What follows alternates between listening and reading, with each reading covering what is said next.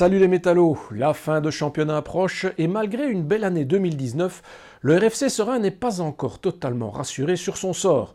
Heureusement, il y a le RFC Serein Magazine pour se consoler. Ouais, bon. Allez, sommaire. Nous reviendrons d'abord comme d'habitude sur le parcours des Rouges et Noirs durant le mois dernier, en l'occurrence le mois de mars. Nous partirons ensuite dans les coulisses du club à la découverte de ceux sans qui il ne serait pas celui qu'il est, j'ai nommé les bénévoles. Et nous terminerons par le traditionnel portrait, avec ce mois-ci sans doute l'un des meilleurs transferts du mercato, avec Florian Stevens, l'ailier droit Ibeswers. Allez, sans plus attendre, on va rentrer dans le vif du sujet avec le retour sur le mois écoulé, un mois un peu synonyme de retour sur terre pour les métallos.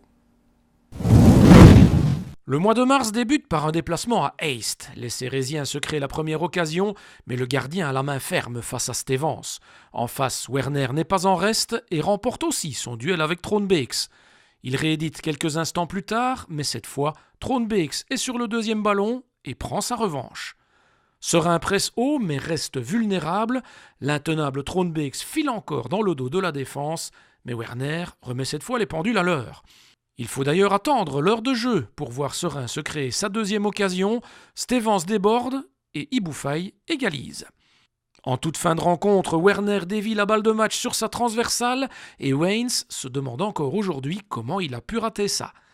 Parce qu'après Virton, c'est un autre calibre. Là aussi, le premier tir est cérésien, mais Cassio frappe la transversale. La deuxième, c'est la bonne. Faye va jusqu'au bout de son intention et c'est Al-Badawi qui fait mouche. Serein reste dangereux, mais sur phase arrêtée, Lazare ressuscite un Virton jusque-là un peu amorphe. Les métallos n'accusent pas le coup, même après une deuxième latte pour Cassio, et continuent à faire le siège du but gommé. Virton, dont le principal fait d'armes en deuxième période, c'est ceci. Alors que Cassio, lui, pour sa 100e, n'est pas verni, troisième latte de la soirée pour Alessio. La prestation fut bien meilleure, mais le résultat est identique, un but partout.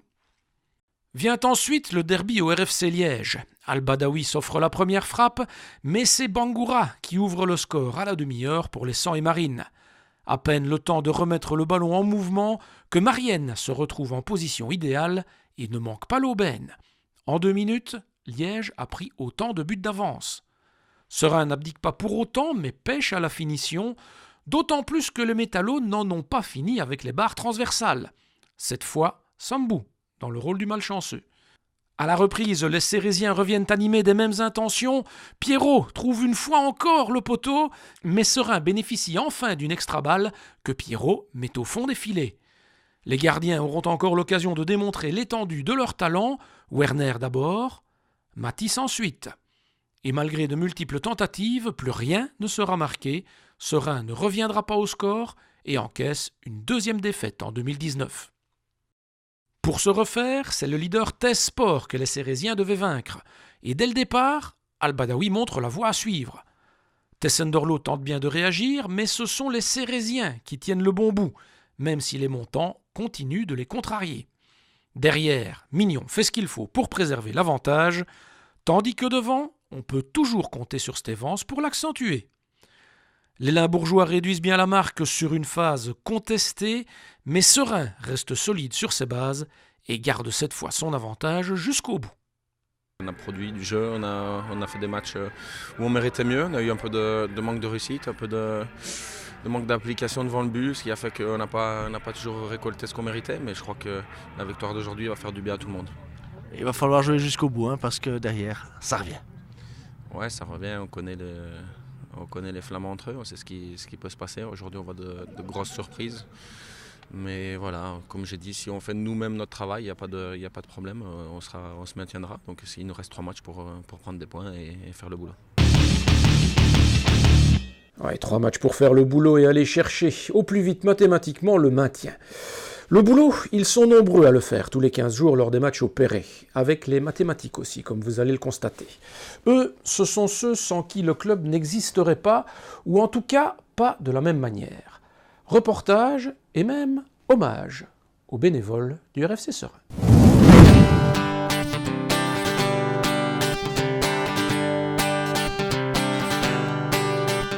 bénévoles. 8 lettres qui ont une valeur importante au sein des clubs sportifs. Sans eux, ils auraient bien du mal à survivre. Le RFC Serein n'échappe pas à la règle, mais sait s'entourer. Des jeunes à l'équipe première en passant par ses soutiens incontournables lors des rencontres de l'équipe Fagnon, ils sont nombreux dans l'ombre à faire tourner un club. Plongez au centre du bénévolat sérésien. Cliquez ici, prenez votre temps pour voir des tickets, allez pas trop vite pour ne pas avoir d'erreur. Et les contrôleurs, s'il vous plaît, vous contrôlez tout le monde, personne ne doit rentrer dans le stade sans ticket, que ce soit l'arbitre ou n'importe qui. Vous les renvoyez au caissier qui vous donnera une invitation. Thierry Vandenberg vit sa 16e saison au club. Il a gravi petit à petit les échelons, débutant comme simple contrôleur et est devenu, il y a 3 ans, responsable caissier-contrôleur. Une tâche qu'il accomplit de façon consciencieuse. Je m'occupe de faire des fautes caisse pour tous mes caissiers et je m'occupe de mettre les contrôleurs qu'il me faut à chaque emplacement des guichets. Et pendant que Thierry s'affaire pour bien accueillir les spectateurs, José Victor, lui, soigne aux petits oignons l'équipe Fagnon. Je suis le délégué officiel de l'équipe. Je prépare pratiquement pour le match, donc ballon de match, préparer les feuilles de match avec l'entraîneur et tout ce qui s'ensuit. Donc pour les équipements, il y a des gens qui sont prévus pour le matériel, tout ça, donc Sylvain Ago et Sébastien. Donc moi c'est recevoir les arbitres, c'est faire la feuille de match, recevoir l'équipe adverse. Et voilà, donc c'était un peu plus ou moins le boulot que je fais. Mais pas uniquement, puisqu'il se coupe aussi en 4 pour que chacun ait la composition des équipes, des journalistes au VIP, en passant par les supporters. Ce qui unit ces 2 hommes, l'amour pour Serein.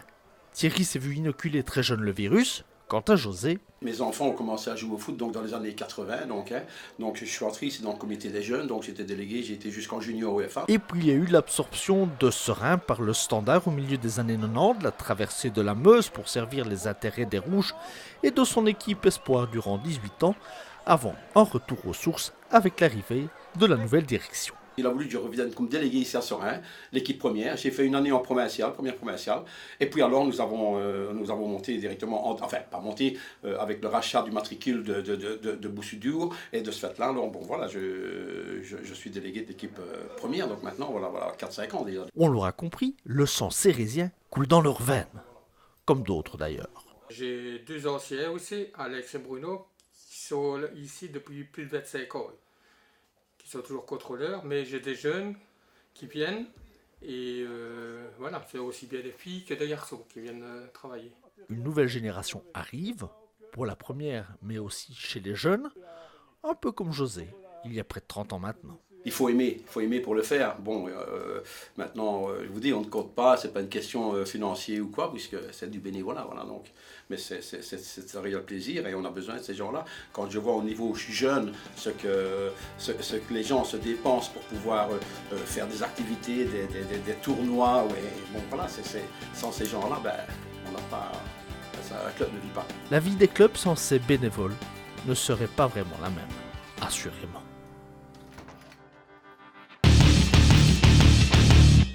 Ouais, une belle tranche de vie avec des personnes attachantes qui font assurément du club ce qu'il est.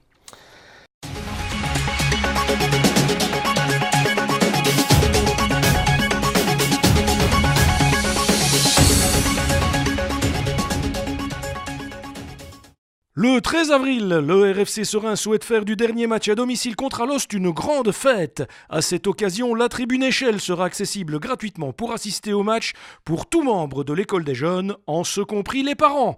Le coup d'envoi de la rencontre sera donné par un ancien du club, le gardien de but d'Anderlecht Thomas Didillon, qui sera également disponible après la rencontre pour les supporters. Le match sera également l'occasion de couronner celui pour qui vous avez voté et élu Métallo d'Or 2018-2019.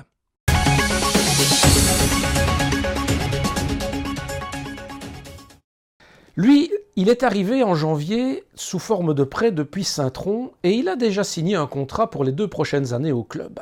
Et c'est une bonne chose parce qu'il s'est rapidement imposé comme un titulaire incontestable sur son flanc droit. Portrait du plus métallo des Limbourgeois. Buspertz, un néerlandophone chez les francophones.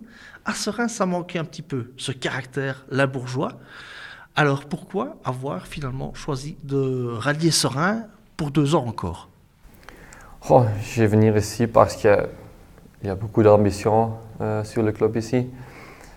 Et moi aussi, je veux monter, pas jouer en DE amateur, mais jouer d'abord D2 professionnel et après monter, et si c'est possible, avec Seraing.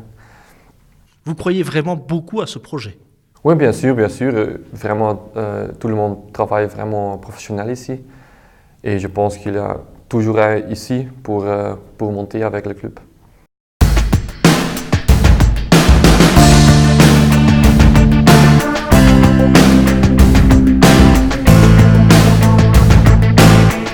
Vous parliez de professionnalisme, vous avez joué à Saint-Tron, vous vous êtes entraîné chez les jeunes, vous avez fait votre parcours jeune là-bas. Mais parlez-nous peut-être un petit peu du voisin Trudonner, qui n'est finalement pas très loin d'ici. Non, je jouais toujours à Saint-Tron, d'abord à Hasselt, une petite club. Après Saint-Tron, et j'ai toujours joué ça avec des amis de là-bas. Et vous avez croisé des joueurs qui jouent maintenant à Seraing? Oui, Abdel et Axel Bonhem. C'était seulement une année, alors pas vraiment beaucoup. Qu'est-ce qui est un petit peu différent finalement de l'autre côté, on a envie de dire, de la frontière linguistique? Qu'est-ce qu'on met en avant dans la formation, dans les clubs limbourgeois ou flamands peut-être, qu'on ne met peut-être pas ici en Wallonie? C'est difficile à dire, mais c'est surtout le caractère, et c'est différent, c'est pas mauvais ici, c'est juste une autre chose. Et je pense que la combinaison de flamand et le wallon, la mentalité, c'est bien pour jouer ensemble ici. C'est pour ça qu'on le disait en prélude, effectivement, en néerlandophone, ça manquait un petit peu parce que quand on passe la Meuse et qu'on revoit un petit peu le parcours du Standard, il y avait pas mal de limbourgeois et ça donnait quand même, comme vous disiez, de la grinta, du caractère. C'est parfois ce qui manque un petit peu. Oui, peut-être. Hein. Mais je me sens bien ici avec tout le wallon et le francophone. Et ouais, ça marche bien comme ça et j'essayais de prendre tout le monde avec. Dans l'entraînement et le match pour aller tous à fond et tout le monde fait ça bien. Ce caractère, c'est peut-être ce que vous pouvez amener justement à ce groupe? Oui, c'est déjà ici, mais ça peut encore améliorer. Ouais. La DA amateur, vous la connaissez puisque vous avez aussi joué la saison dernière finalement à Lommel. Qu'est-ce que vous pensez un petit peu de cette série? La série, c'est plus dur cette année que l'année passée, je pense. Les équipes qui ont monté l'année passée, comme Liers, RWDM, qui ont Cortés, le niveau est très, très haut. Alors c'est difficile, mais je pense qu'on doit monter sur la série et on peut faire ça, je pense. Alors Ibe, merci beaucoup à vous et bonne suite de carrière ici à Seraing. Merci beaucoup. Ouais, monter sur la série, ce sera pour la saison prochaine, assurément. On espère que Seraing aura alors mangé son pain noir cette saison et pourra profiter de la douceur du pain blanc. C'est sur cette métaphore nutritive que l'on va se quitter. Rendez-vous dans un mois pour un nouveau magazine. Et d'ici là, on vous souhaite à vous aussi beaucoup de pain blanc.